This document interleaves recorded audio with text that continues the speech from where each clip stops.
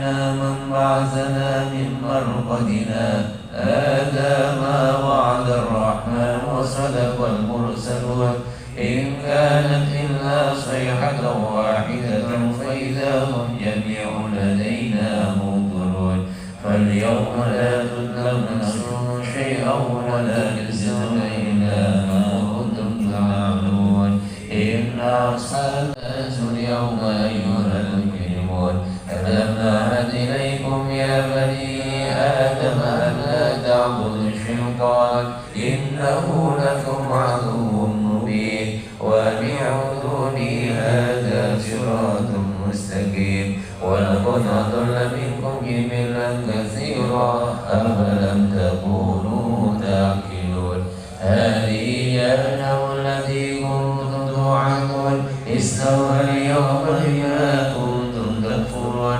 اليوم نختم على أفواههم وتكلمنا أيديهم وتشهد أرجلهم بما كانوا يكسبون ولو نشاء لطمسنا على أعينهم فاستبقوا الصراط فلا يبصرون ولو نشاء لمسخناهم على مكانتهم فما استطاعوا رضيا ولا ينجون ومن نعمره ننكسه في الخلق فلا يعقلون وما علمناه شعرا ما ينبغي له إن هو إلا ذكر وقرآن مبين لينذر من كان حيا ويحق القول على الكافرين أولم يروا أنا خلقنا لهم مما عملت أيدينا أنعاما فهم لها مالكون وذللناها لهم فمنها ركوبهم ومنها يأكلون دون الله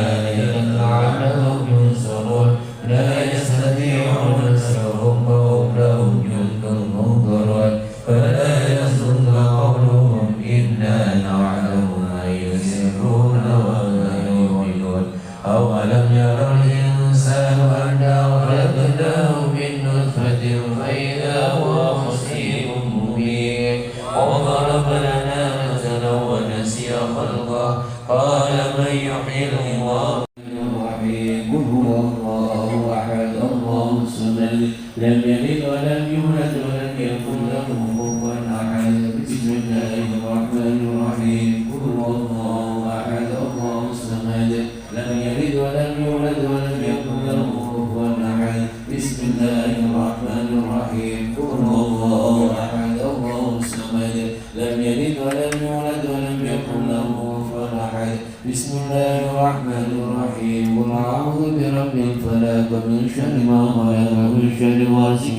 إذا وقب ومن شر النفاثات في العقد ومن شر حاسد إذا حسد بسم الله الرحمن الرحيم قل أعوذ برب الفلق من شر ما خلق ومن شر غاسق إذا وقب ومن شر النفاثات في العقد ومن شر حاسد إذا حسد بسم الله الرحمن الرحيم قل أعوذ برب الفلق ومن شر ما خلق ومن شر غاسق إذا وقب ومن شر النفاثات في العقد ومن شر حاسد إذا حسد بسم الله الرحمن الرحيم قل أعوذ برب الناس ملك الناس إله الناس من شر الوسواس الخناس الذي يوسوس في صدور الناس من الجنة والناس بسم الله الرحمن الرحيم قل أعوذ برب الناس ملك الناس إله الناس من شر الوسواس الخناس الذي يوسوس في صدور الناس من الجنة والناس بسم الله الرحمن الرحيم قل أعوذ برب الناس ملك الناس إله الناس فحسبتم أنما خلقناكم عبثا وأنكم إلينا لا ترجعون فتعالى الله الملك الحق لا إله إلا هو رب العرش الكريم ومن يدع مع الله إلها آخر لا برهان له به فإنما حسابه عند ربي إنه لا يفلح الكافرون وقل رب اغفر وارحم وأنت خير الراحمين فسبحان الله حين تمسون وحين تسحرون وله الحمد في السماوات والأرض وعشيا وحين تظهرون يخرج الحي من الميت ويخرج الميت من الحي الحي ويحيي الأرض بعد موتها وكذلك نخرجون. أعوذ بالله السميع العليم من الشيطان الرجيم. بسم الله الرحمن الرحيم. لو أنزلنا هذا القرآن على جبل لرأيته خاشعا متصدعا من خشية الله وتلك الأمثال نضربها للناس لعلهم يتفكرون. والله الذي لا إله إلا هو عالم الغيب والشهادة والرحمن الرحيم. والله الذي لا إله إلا هو الملك القدوس السلام المؤمن المهيمن العزيز الجبار المتكبر سبحان الله عما يشركون. والله الخالق البارئ المصور له الأسماء الحسنى يسبح له ما في السماوات والأرض وهو العزيز الحكيم. سلام على نوح في العالمين إنا كذلك نجزي المحسنين إنه من عبادنا المؤمنين. أعوذ بكلمات الله تامات من شر ما خلق. أعوذ بكلمات الله تامات من شر ما خلق. أعوذ بكلمات الله تامات من شر ما خلق. بسم الله الذي لا يضر مع اسمه شيء في الأرض ولا في السماء وهو السميع العليم. بسم الله الذي لا يضر مع اسمه شيء في الأرض ولا في السماء وهو السميع العليم. بسم الله الذي لا يضر مع اسمه شيء في الأرض ولا في السماء وهو السميع العليم. اللهم إني أسألك منك في نعمة وعافية وستر وأتمم نعمتك علي وعافيتك وسترك في الدنيا والآخرة. اللهم إني أسألك منك في نعمة وعافية وستر فأتمم نعمتك علي وعافيتك وسترك في الدنيا والآخرة. اللهم إني أسألك منك في نعمة وعافية وستر فأتمم نعمتك علي وعافيتك وسترك في الدنيا والآخرة. اللهم إني أسألك وشهدك وشهد حملة عرشك وملائكتك وجميع خلقك أنك أنت الله لا إله إلا أنت وحدك لا شريك لك وأن سيدنا محمدا عبدك ورسولك. اللهم إني أسمعك وأشهدك وأشهد حملة عرشك وملائكتك وجميع خلقك أنك أنت الله لا إله إلا أنت وحدك لا شريك لك وأن سيدنا محمدا عبدك ورسولك. طالبتنا من يومنا هذا إلى يوم الآخرة. اللهم صل وسلم على سيدنا محمد صاحب البشرى صلاة تبشرنا بها جميع مشائخنا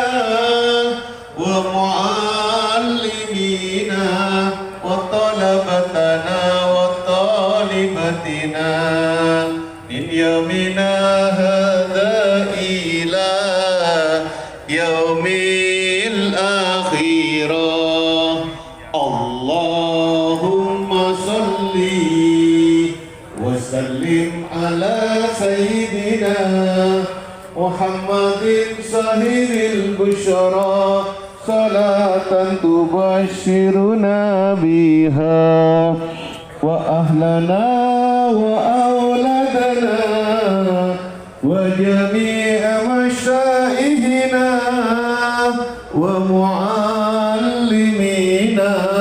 وطلبتنا وطالبتنا من يومنا هذا إلى يوم الآخرة.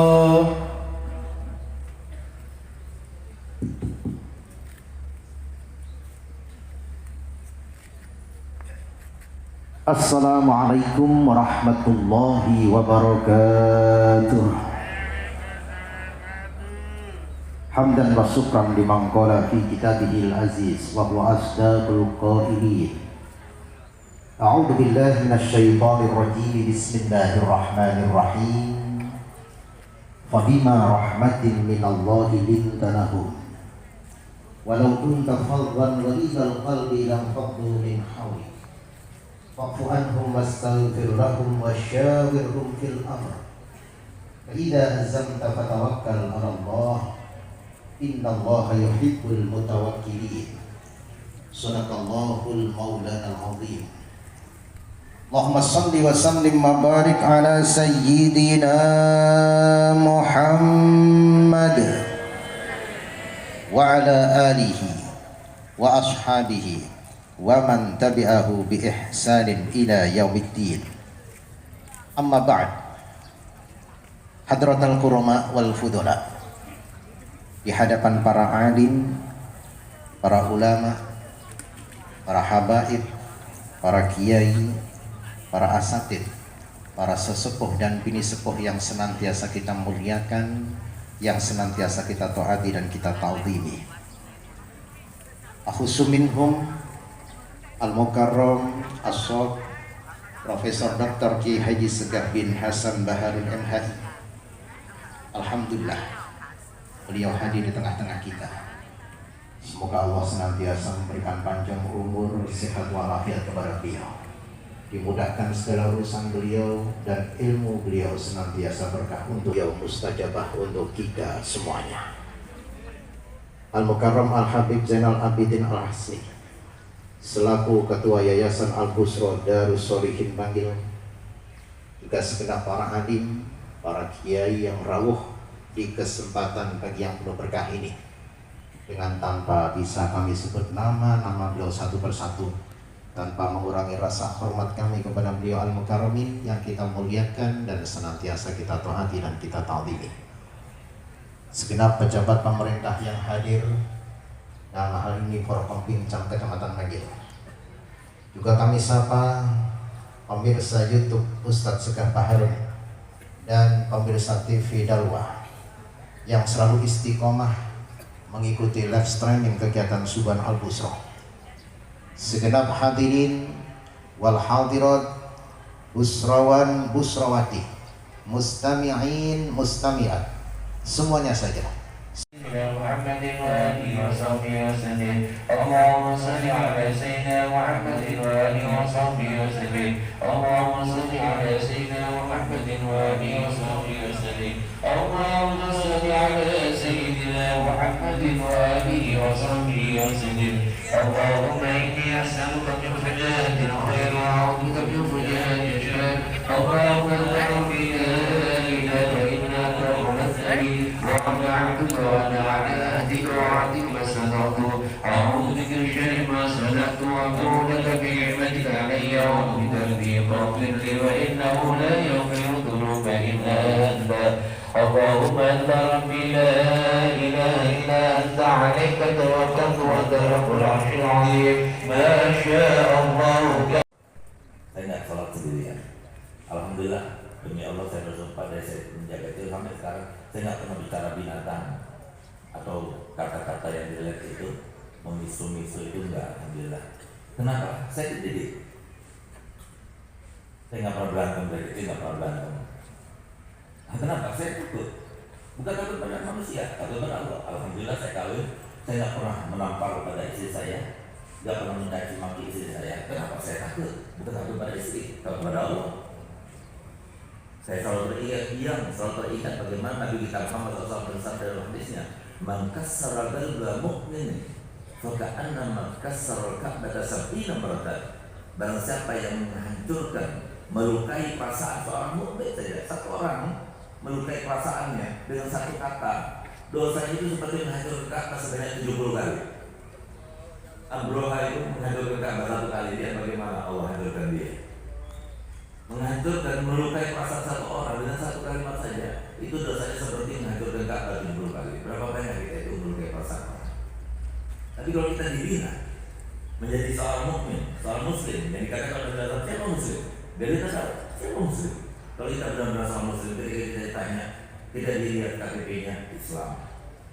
Kamu muslim? Iya, saya muslim. Siapa muslim? Kata Nabi, al-muslimu man salimal muslimuna min lisanihi wa yadihi. Orang muslim itu adalah yang semua muslim selamat dari tangannya dan dari lisannya.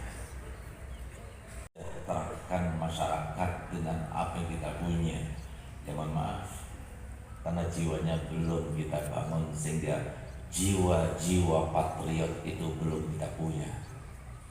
Ya semoga Bapak Prabowo kita doakan semoga beliau itu bisa diberikan kemampuan dan diberikan kekuatan untuk bisa membangun para pejabat-pejabat yang lainnya supaya bisa membangun dan mesejahterakan masyarakat kita.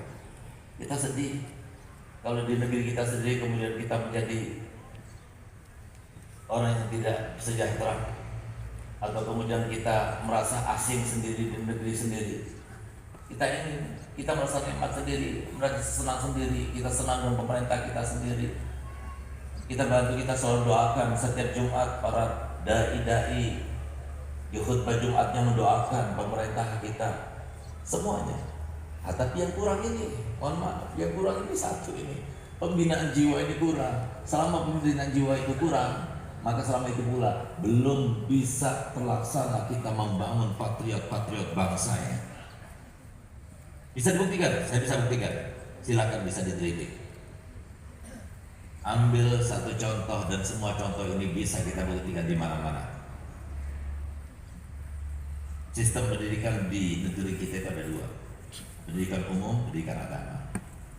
Yang fokus di pendidikan agama di pondok pesantren, madrasah diniyah. Yang fokus pendidikan umum sudah kita tahu di SDN negeri, SMP negeri, SMA negeri, fakultas umum, universitas umum dan sebagainya. Coba kita lihat.